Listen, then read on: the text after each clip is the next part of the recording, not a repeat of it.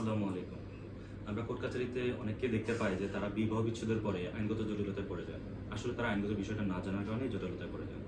বিয়ের পরে সবাই চায় তাদের দাম্পত্য জীবনটা আসলে সুখকর হোক। যখন এই সুখকর বিষয়টা তাদের না হয় তখন তারা একটা কঠিন সিদ্ধান্ত নিয়ে নেয় বিবাহ বিচ্ছেদের মতো। আসলে বিবাহ যেরকম একটা আইনগত প্রক্রিয়া, তেমনি বিবাহ বিচ্ছেদের কিছু আইনগত বিষয় আছে যেগুলো আমাদেরকে জেনে রাখা উচিত।